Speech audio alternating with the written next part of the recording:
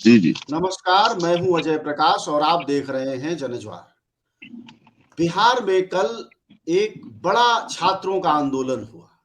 Media के बड़े हिस्से में वह नदारद रहा, लेकिन सड़कों से लेकर और जनता के बीच उसकी काफी चर्चा रही। आरआरबी एनटीपीसी परीक्षा की भर्ती में कुछ अराजकता हुई थी, जिसकी वजह से छात्र आंदोलन करके सड़कों पर उतर गए, खासकर आरा और पटना में। पटना में तो भयंकर लाठीचार्ज हुआ, आप सबने देखा होगा। जनता की मीडिया होने के नाते जनज्वार हमेशा कोशिश करता है कि उन क्षेत्रों से सीधी बात की जाए, और इसीलिए हमने उन लोगों से बातचीत की है इस मसले पर और सोचा है बात करने का, जो लोग जुड़े हुए हमारे साथ। सीपीआईएमएल लिबरेशन से विधायक मनोज मंजिल हैं, उसके अलावा हमारे साथ छात्र नेता विकास हैं, और उसके साथ साथ युवा हल्ला बोल से गोविंद मिश्रा हैं। इन तीनों लोगों से समझेंगे कि असल में आंदोलन की वजह क्या थी और क्या हुआ। चूंकि मनोज मंजिल इस वक्त यात्रा में है और उनसे हम बात कर रहे हैं, तो सबसे पहले टिप्पणी आप ही की लेते हैं। मनोज जी, क्या रहा और क्यों हुआ, क्या अपराध हुआ है छात्रों के साथ? धन्यवाद अजय प्रकाश जी। आपने छात्रों के सबसे जलते हुए सवाल पर, उनके भविष्य के सवाल पे आज आपने ये बातचीत आयोजित की है।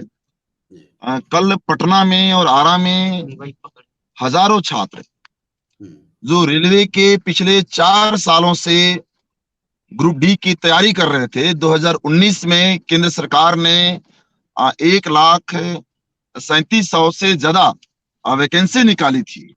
एग्जामिनेशन नहीं ले रही थी। लगातार स्टूडेंट से ट्विटर पे ट्रेंड कर रहे थे, लगातार अपने अपने माध्यमों से, सोशल मीडिया के माध्यम से सरकार से कह रहे थे कि आप हमारी एग्जामिनेशन लो।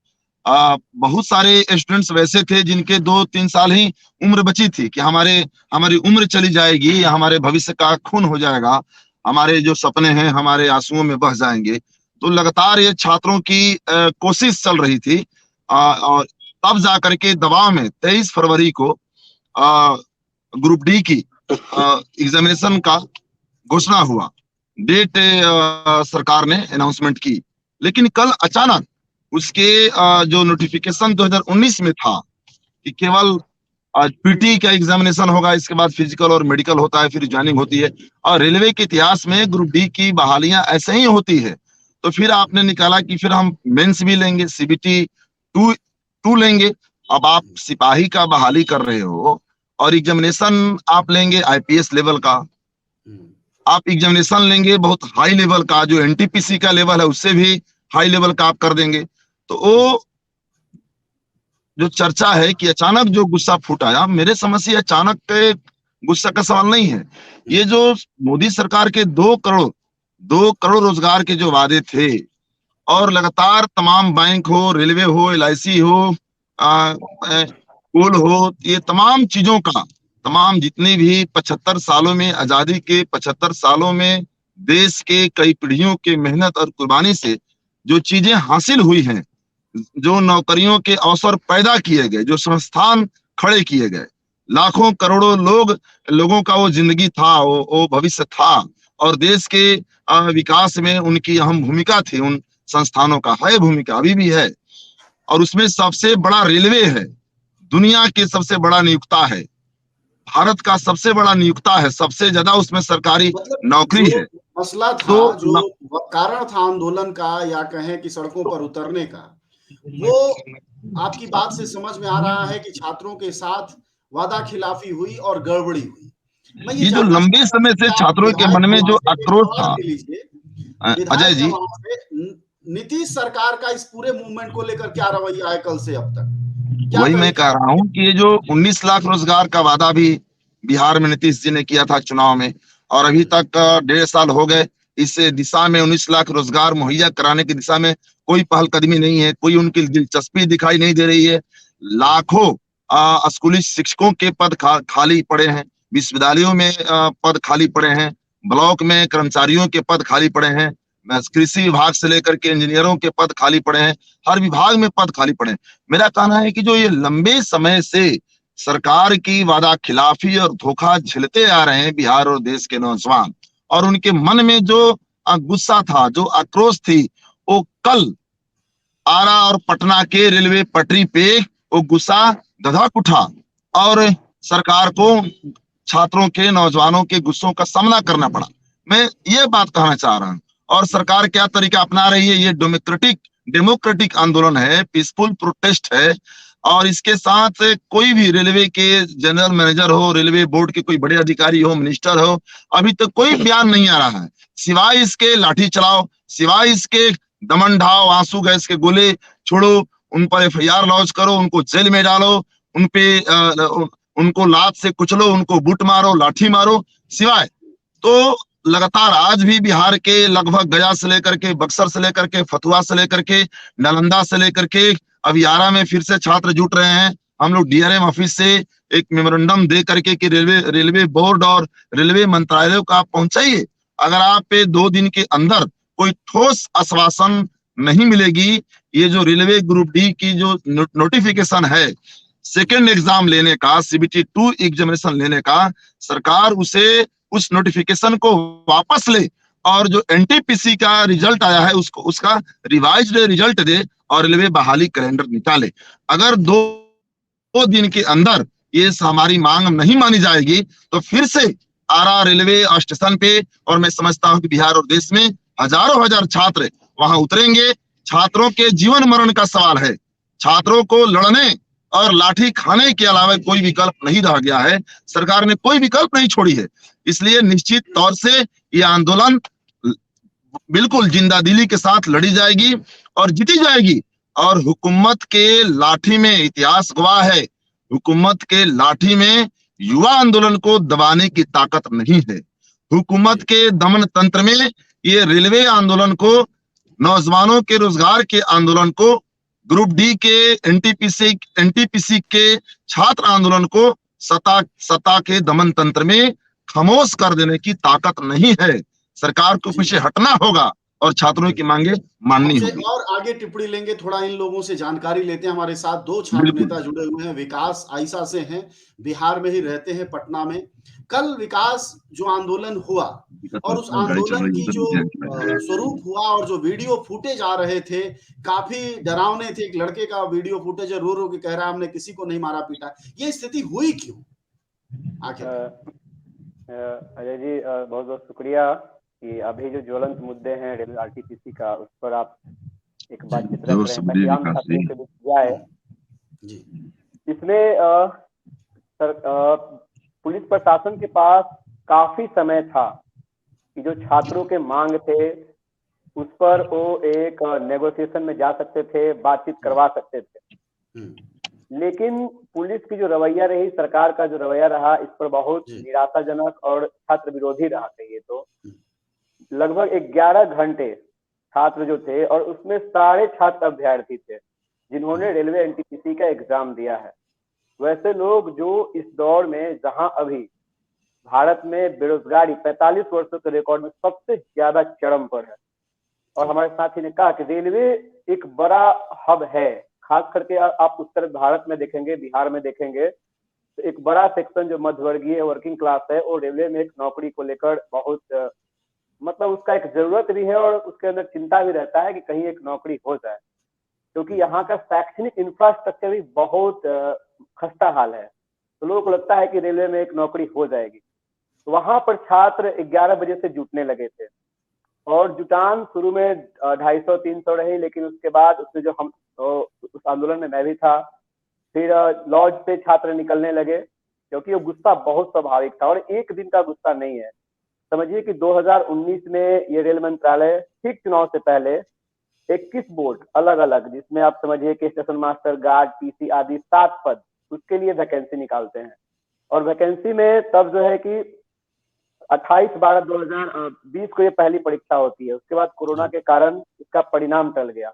31/7/2021 तक चलता है। 14 जनवरी 2022 को पीटी का रिजल्ट आया। पहले जो निर्धारण था रेलवे बोर्ड का कि इसमें हम 20 गुना रिजल्ट देंगे, लेकिन बोर्ड के अनुसार अगर 20 गुना पे बात करें तो 7 लाख मतलब लगभग कहिए रिजल्ट आना चाहिए था, लेकिन रिजल्ट कितना आया? 2,76,000। अब जो 2,76,000 का रिजल्ट आया, इसमें कई ऐसे छात्र हैं जिनका 2, 3, 4 अलग अलग ट्रेड में उनका रिजल्ट आया है। एक तो लंबे समय से रेलवे का जो नियुक्ति रुका हुआ है, उसमें स्वाभाविक है छात्र का एक नंबर ऑफ फॉर्म्स बढ़ जाएंगे। कई छात्रों का एज एक्सपायर हो जाता है 4 साल 5 साल के इंतजार में। उसके बाद भी किसी परीक्षा का रिजल्ट आता है, उसमें समुचित अगर स्थान नहीं मिलेगा तो ये छात्रों का आक्रोश एकदम वाजिब है। उसके बाद छात्र जुटने लगे, फिर वहाँ स्थिति थोड़ा ये बताइए कि वहाँ रवैया क्या है पुलिस प्रशासन हाँ, का? मुकदमे दर्ज वही हुए मैं आ हैं, रहा हूँ। क्या हुआ है? जी। हाँ, पुलिस प्रशासन वही जो शुरुआत में जो होता है, उन्होंने नेगोशिएशन की बात की कि आप लोग हट जाइए।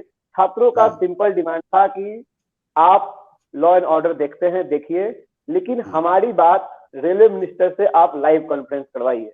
यहाँ 10,000 छात्र हैं, एक दो छात्र का बात नहीं है, 10,000 छात्र हैं। उसी दरमियान आरा में भी रेलवे को ब्लॉक कर दिया गया, वहां भी इसी संख्या में छात्र थे। वहां से उनका स्पष्ट मांग था, रेलवे ये क्लियर करे कि हम लोगों के साथ क्या होगा, हमारी मांग पर वो क्या निष्कर्ष निकालती है, यही डिमांड था। उसके बाद शाम के 8 बजे के आसपास तब तक प्रोटेस्ट एकदम शांतिपूर्ण से चल रहा होता है। उसके बाद अचानक से वहां 2-3 अलग अलग गेट है पटरियों के इस पार होने से, धीरे धीरे तमाम गेट को बंद कर दिया जाता है और एक गेट को खोला जाता है।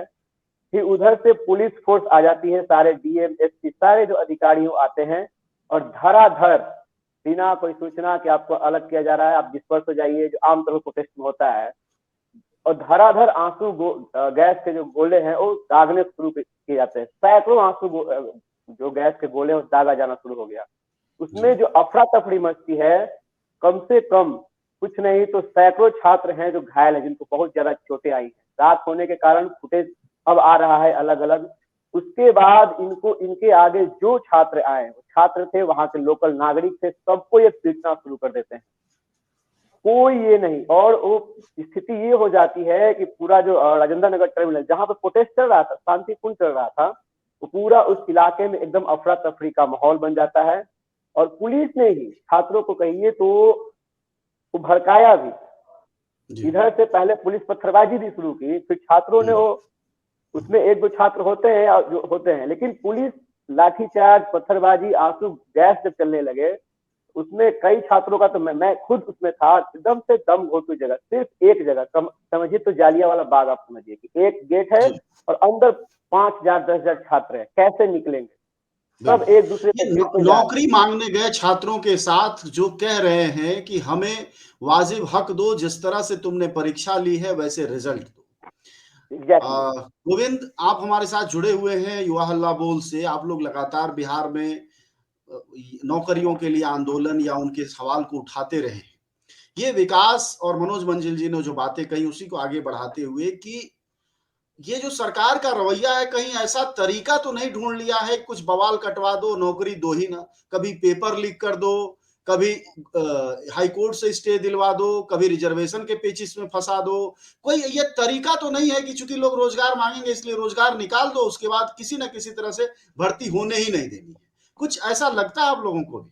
जी अजय जी, ये जो वर्तमान सरकार है पूरी तरह से युवा विरोधी सरकार है। इनकी भाषणों में आप सुने होंगे कि दुनिया का सबसे युवा देश है भारत, डेमोग्राफिकल डिविडेंड की ये बात करते हैं मोदी जी जगह जगह पे जाकर के, लेकिन इनके युवाओं के मुद्दे पे ये बिल्कुल ही उपेक्षा करके रख दिया युवाओं का इन्होंने। और 2019 के चुनाव से पहले ये भर्ती आई। अब पीयूष गोयल बड़ी चिल्ला चिल्ला के इस भर्ती का गुणगान कर रहे थे, उस समय के रेलवे मिनिस्टर थे, उनको वोट लेना था, 2019 का लोकसभा चुनाव था, उनको वोट लेना था। वो कह रहे थे कि अगले 2 साल में 4 लाख रेलवे की नौकरियों पे हम भर्ती करेंगे। अब ये जो गुस्सा आप देख रहे होंगे, जो पटना, आरा और देश भर के तमाम हिस्सों में कल भी प्रदर्शन हुआ, आज भी लगातार प्रदर्शन हो रहे हैं, लगातार आपको इस तरह के वीडियो सोशल मीडिया पे दिख रहे हैं। ये केवल एक दिन का गुस्सा नहीं है। 2019 चुनाव से पहले जब इन्होंने वादा किया कि अगले 2 साल में 4 लाख नौकरियां देंगे, और लगातार उसके पीछे उसको डिले करते गए। ये पहले फॉर्म निकलने के बाद उसके एग्जाम के वेट करने के लिए लड़के प्रदर्शन कर रहे थे, सोशल मीडिया पे लगातार ट्विटर पे ट्रेंड करवा रहे थे, भैया एग्जाम की डेट बता दो। एग्जाम का डेट आया तो फिर एग्जाम करवाने के बाद उसके रिजल्ट के लिए प्रदर्शन कर रहे थे। ये एनटीपीसी का हाल है। एनटीपीसी के एग्जाम में दोनों स्तर पे लगातार लड़कों ने प्रदर्शन किया, सोशल मीडिया के माध्यम से कहीं कहीं भी फिजिकल माध्यम से भी किया लोगों ने, और उसके बाद इन्होंने रिजल्ट दिया। रिजल्ट में इन्होंने दे दिया कि भैया 20 गुना के जगह पे 7 लाख ही लड़कों को उसके 20 गुना नहीं दे पाए, मतलब लड़कों के हिसाब से। इनका लॉजिक अलग अलग है। 2 एग्जाम है, ग्रुप डी का एग्जाम है और एनटीपीसी का, दोनों में इनके लॉजिक अलग है। ग्रुप डी के एग्जाम में ये नोटिफिकेशन में इनके नहीं था कि हम मेंस का एग्जाम करवाएंगे, सीबीटी 2 का एग्जाम करवाएंगे, लेकिन अभी वो थोड़ा उसको ये भी इन्वॉल्व साफ कर ले करिए, रहा है। ग्रुप डी में नौकरी क्या मिलती है, किसके लिए, जिसको ग्रुप मेंस डी, में जा रहे हैं? जी अजय जी मैं बताता हूँ, इन्होंने इनके दोहरे बात को मैं पहले बता दूं। इन्होंने अपने नोटिफिकेशन में नहीं कहा था कि ग्रुप डी के एग्जाम में हम सीबीटी 2 करवाएंगे, मतलब मेंस की एग्जाम करवाएंगे, जबकि वो अभी लाके उसको ऐड कर दिए और अपने नोटिफिकेशन का उलाहना देते हुए ये कह रहे हैं, ये क्लेरिफिकेशन दे रहे हैं कि एनटीपीसी में तो हमने 20 गुना छात्रों को ले लिया। तो दोहरा रवैया, ये एक जगह तो अपना नोटिफिकेशन बदल दे रहा है, अगर बदलना हो तो एनटीपीसी में बदल के 20 गुना लो ना, लड़कों के हिसाब से जिस 20 गुना लेना उस हिसाब से लो। तो कुल मिला के इनको छात्रों को गुमराह करना है, छात्रों को बस नौकरी के नाम पे ये चाहते हैं कि छात्र हमारे पीछे झंडे लेके जिंदाबाद मुर्दाबाद करते रहें, चुनाव में हमारे लिए भीड़ इकट्ठा करें, और बस युवा का इनके लिए दूसरा कोई उपयोग नहीं है। चाइना जैसा देश जो अपने जनसंख्या का यूज करके विश्व में सबसे बड़ी इकोनॉमी बनने की ओर है, वहां भारत ये सबसे बड़ा युवाओं का देश, ये युवा इनके ऊपर बोझ हो गए। ये सरकार की चलिए, पॉलिसी युवाओं ये को है। मतलब अगर गोविंद की बात समझा जाए तो युवाओं को जय श्री राम के नारा लगाने से लेकर और घंटा बजाने तक की गर्मी में लगा दिया गया है। मनोज जी, आप नेता आदमी हैं, विधायक हैं, लगातार युवाओं के सवाल से जुड़े रहते हैं, आप सदन में भी जाते हैं। एक बात समझना चाहेंगे कि ये नौकरियों का झुनझुना थमा के और फिर नौकरियों को किसी उलझन में फंसा देना है। चूंकि 2 जवाब हैं, एक तो सरकार कहती है हम नौकरी देंगे, आप जिन नौकरियों को निकाला जाता है, मैं दर्जन भर ऐसी नौकरियां गिना सकता हूं, ऐसे गोविंद और विकास भी बता सकते हैं, आप भी बता सकते हैं, जिनको लटका दिया गया है, वो होती ही नहीं है, बस अखबारों में छप गया कि नौकरी निकल गई, बड़ा बड़ा घोषणा हो गई, विज्ञापन आ गया। ये प्रवृत्ति क्या सरकार की इन दिनों बढ़ती नहीं जा रही है, और आखिर इसका उपाय क्या है रोकने का? आप सदन में बैठते हैं, क्यों रवैया है ऐसा नेताओं का, मंत्रियों का? जी 1 मिनट माफ करिएगा, 1 सेकंड, मैं आपकी आवाज खोल रहा हूं।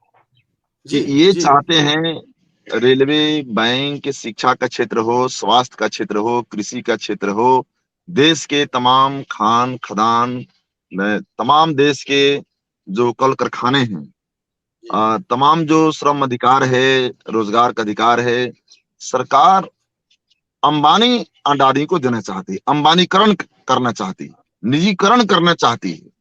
मेरा कहना है कि अब रेलवे कहीं एक उदाहरण ले लीजिए, हमारे पुरखों ने, इस देश के किसानों ने रेलवे के लिए जमीन दिया, जमीन हमारी है, किसी पूंजीपति अंबानी अडानी ने 1 इंच रेलवे के लिए जमीन नहीं दी।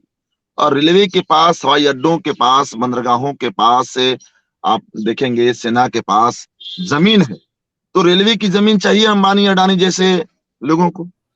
पहाड़ हमारा है, हमने उस पहाड़ को तोड़ा, गिट्टियां हमने बिछाई, लोहे के खान हमारा है, हमने उस लोहे को अपने कल कारखानों में गला करके रेलवे लाइन हमने बिछाई, मिट्टी से हमने पसीनों से ईंट बनाया, प्लेटफॉर्म हमने बनाया, बिजली हमारी है। ये सब कुछ हमारा इस देश के मानव संसाधन से, प्राकृतिक संसाधन से देश ने 75 सालों में निर्माण किया। और तब जाकर के रेलवे में 18 लाख नौकरियां होती थी, और उसको आपने अभी 12 लाख कर दिया। 2004 में एक श्वेत पत्र, बीजेपी की जो सरकार थी, वो एक श्वेत पत्र जारी की थी कि रेलवे में हमारे पास अभी 15 लाख कर्मचारी हैं, इसको घटा करके हमें 12 लाख पर करना है। और सचमुच अभी घटा करके 12,10,000 पर सरकार ने कर दिया। तो असल में रेलवे में नौकरियों को कम करना है, रेलवे को ठेके पर चलाना है, रेलवे को कॉर्पोरेट के हवाले करना पर चल रहा है और ठेके पर चला है। मेरा सवाल ये है कि ये जो नौकरी निकालते हैं और उसके बाद नौकरी देते नहीं, आदमी ज्वाइनिंग कर नहीं पाता। मैं अभी लखनऊ में था, वहां तरह तरह के लोग धरना प्रदर्शन कर रहे हैं कि ये वांट निकला, ये परीक्षा दी, कोई इंटरव्यू में लटका हुआ है, कोई कहीं, ऐसा नहीं कि फेल है, उसको कहीं ना कहीं लटकाया गया। तो मेरा ये पूछना है, कहीं सरकारी स्तर पर ही तो ऐसी तैयारी नहीं होती है? बिल्कुल, सरकार योजनाबद्ध ढंग से इस पे काम करती है। जी। इसी को मैं बार बार रेलवे पर आ रहा हूँ हम्म, कि इनकी साजिश है कि अगला लोकसभा चुनाव तक ले जाना है इसको लटका करके, और फिर वो उस नजदीक आएगा तो 50,000, 60,000, 70,000 कुछ लोगों को नौकरी दे देंगे और गुस्सा को शांत करेंगे। क्योंकि इनको डर भी तो है, युवा के पास युवा शक्ति है। पूरी दुनिया में सबसे युवा मुल्क हमारा भारत है, हमारा देश है। तो कहीं चुनाव में ये जो गुस्सा है रेल के पटरियों से बाहर आकर के, अभी तो रेल के पटरी पर धधक रहा है, ये कहीं चुनाव में उनके सत्ता को कहीं नहीं ये जो गुस्सा है वो ना समाप्त कर दें। ये गुस्सा वोट के रूप में नहीं तब्दील हो जाए, ये रोजगार की आकांक्षा को लेकर के एक चुनाव में रोजगार लड़ाई ना बन जाए, एजेंडा ना बन जाए, ये लटका करके वहां लोकसभा इलेक्शन तक ले जाना चाहते हैं। और इसी तरीके से बार बार केवल युवाओं को सब्ज बाग दिखाओ, नौकरी के वादे करो, कभी 19 लाख, कभी 2 करोड़, वोट लो, सत्ता पाओ, और फिर इस देश में हिंदू मुसलमान करो। अभी मैं देख रहा था यहाँ अयोध्या में 10,000 मंदिर है लेकिन बेहतर अस्पताल नहीं है।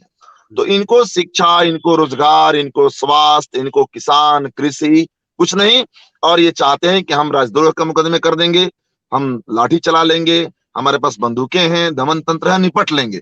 किसान आंदोलन हमारे पास उदाहरण है। मैं कह रहा हूं कि इस देश में इससे भी ज्यादा रोजगार आंदोलन, युवा आंदोलन होगा।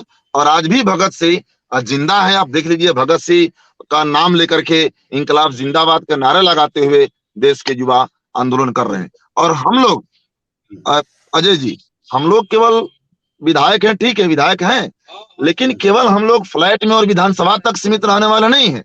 अगर हमारे आरा में, बिहार के नौजवानों का, हमारे भाई बहनों का रेलवे पटरियों पर खून गिरेगा तो उस खून में हमारा भी उस खून में बूंद होगा, पसीना गिरेगा, हमारा भी पसीना होगा, हम लोग भी जेल जाएंगे, लेकिन इस आंदोलन को लड़ेंगे।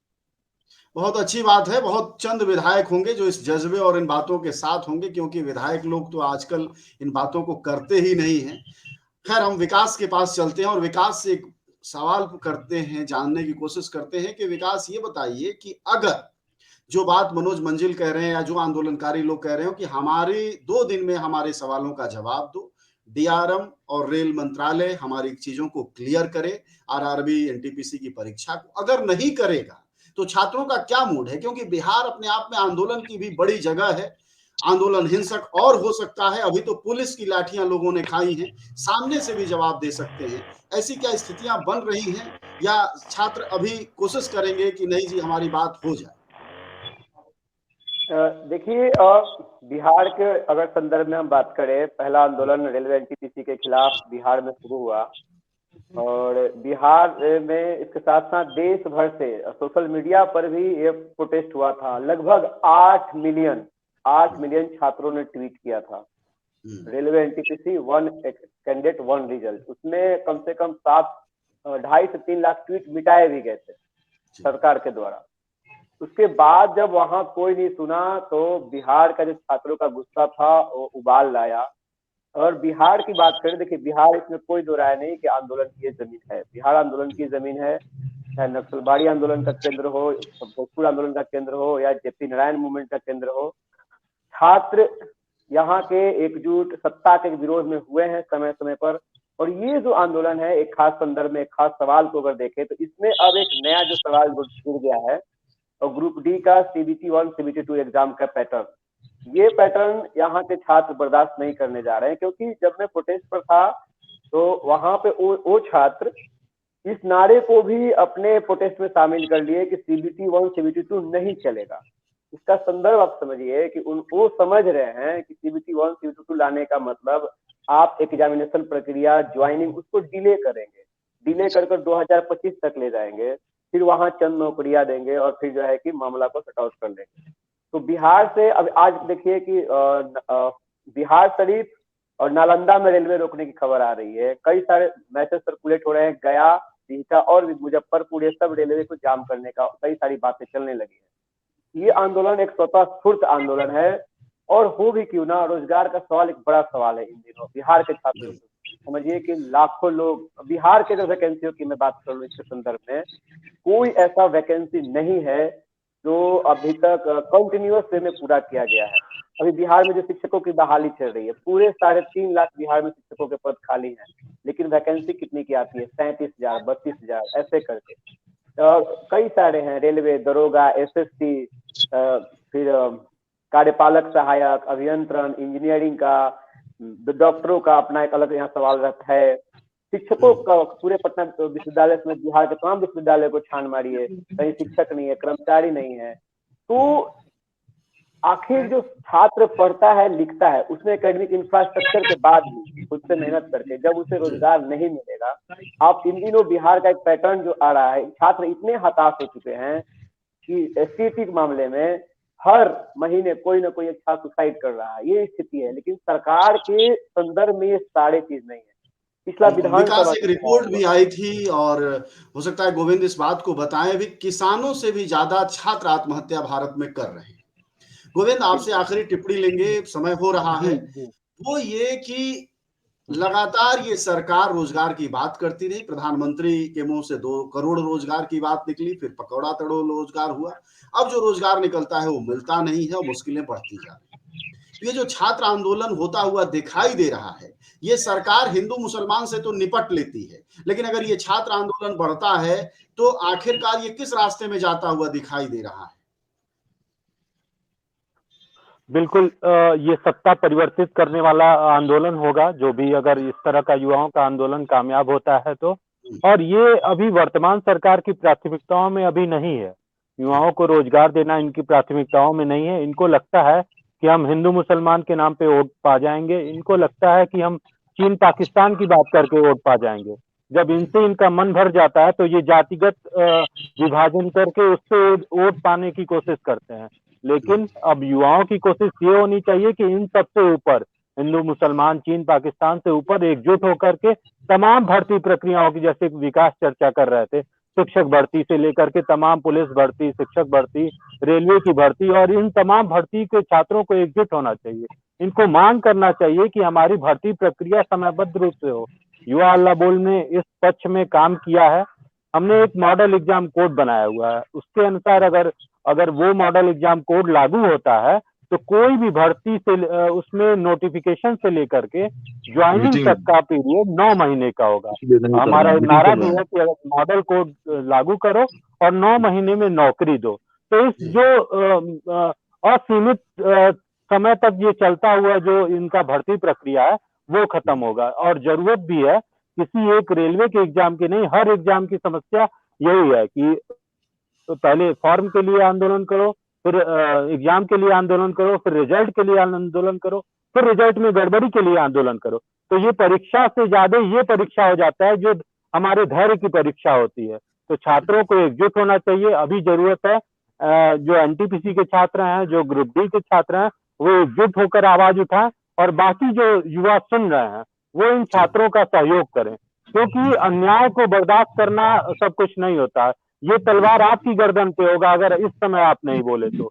सबको एक साथ बोलने की जरूरत है और एक साथ आकर के इन छात्रों की मांगों को समर्थन देना चाहिए। चलिए, आखिरी टिप्पणी मनोज जी, आपसे 1 मिनट से ज्यादा मत लीजिएगा, वक्त खत्म हो रहा है।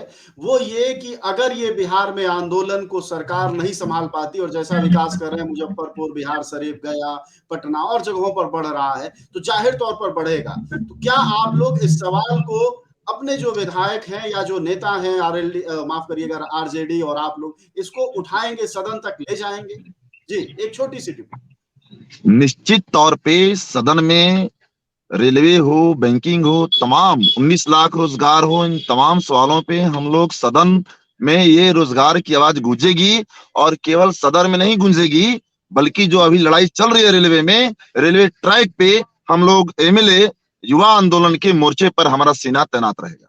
जी, शुक्रिया बातचीत के लिए। हमारे साथ बातचीत कर रहे थे विधायक मनोज मंजिल, बिहार से विधायक हैं, विकास है आइसा से, वहां का छात्र संगठन है, पूरे देश भर में काम करता है। उसके अलावा छात्रों का एक राष्ट्रीय संगठन युवा हल्ला बोल से गोविंद मिश्रा थे। इन तीनों लोगों से हमने बात की और जाना कि बिहार में जो आरआरबी एनटीपीसी को लेकर कल सड़कों पर छात्र उतरे थे, आंसू गैस के गोले झेले जिन छात्रों ने, आखिरकार वो उनको इस स्थिति तक क्यों आना पड़ा। आप सबका शुक्रिया बातचीत के लिए, धन्यवाद। शुक्रिया अजय जी।